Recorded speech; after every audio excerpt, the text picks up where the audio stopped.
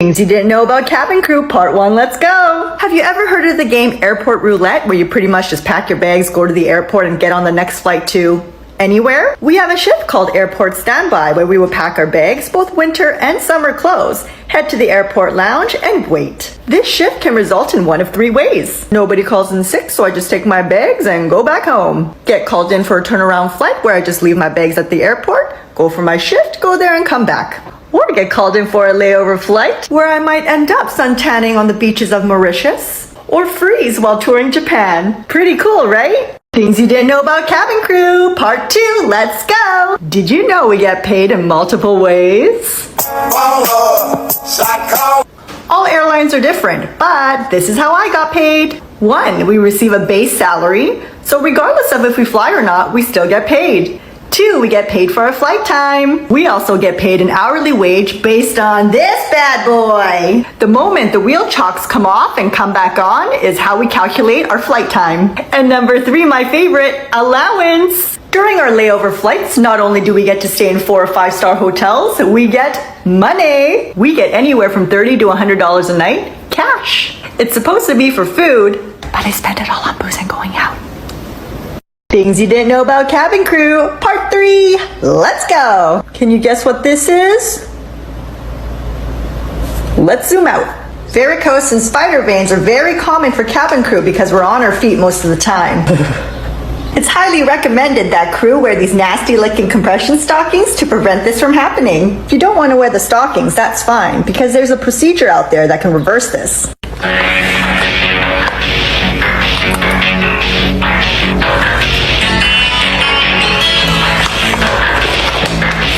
Things you didn't know about cabin crew, part 4, let's go! Have you ever wondered if crew take breaks on those ridiculously long 16-hour flights? Of course we do! We are not robots. When it's time for our break, we change into our crew pajamas. Then we open the secret door with stairs going up, which leads to our own private mini bedrooms. Here we can sleep or watch TV and just enjoy our break. So if you're wondering next time you're on a flight where half of the crew disappear to, now you know, they're right above you.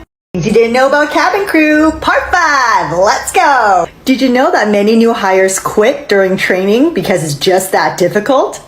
After you are hired, you'll attend an aviation training college where you'll spend 5 to 8 weeks training to be cabin crew. Learning about the service is the easy part. You will learn how to deal with medical emergencies and use simulations to handle pretty much any emergency. I'll give you an example of my least favorite time during training. You see this thing? We practice emergency landings on water. So yeah, in our clothes, we go down the slide into freezing waters and we try to survive together. We also go to makeup school, men included. No, you can't use this, it's the wrong shade of red.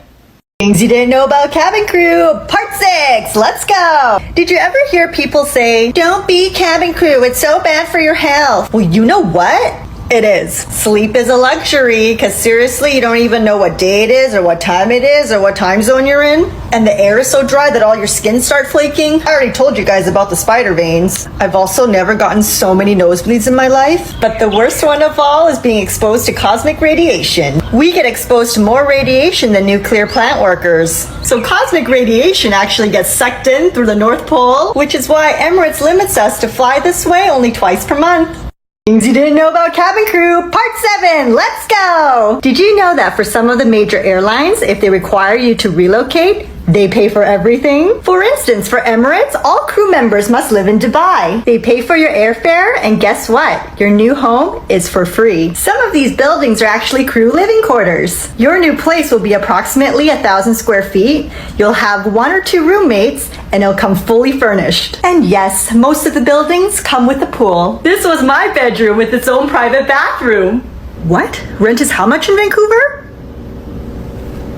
Things you didn't know about cabin crew, part 8, let's go! Did you know that people are saying that it's easier to get into Harvard than it is to become cabin crew? For example, Emirates Airlines gets about 15,000 applicants a month. This is what I went through to get hired. For First, I submitted my application online. Then I attended an open interview day where they checked my height and my reach. Then I was questioned for about 5 minutes, and if they like you, they invite you for a group interview. During the group interview, you get put into smaller groups and you solve problems together. If they do not like your teamwork skills, you're out. And then you need to pass a personality test and an English test. And then it's the final interview. What do you mean you're not accepting me? I was cabin crew? Things you didn't know about cabin crew, I forget. I've mentioned before that one of the ways that we get paid is through allowance. When we check into our hotel, we receive an envelope. And in the envelope, you'll find cash in the local currency. How much cash, you ask? Well, that depends on our destination. The allowance is meant for your food, so if you're staying in an all-inclusive resort, you get nothing. For everywhere else, they'll calculate what's a reasonable amount to spend on your meals, and that's how much you will get. Most I ever received when I was on layover in Toronto, Canada for 3 days was $300.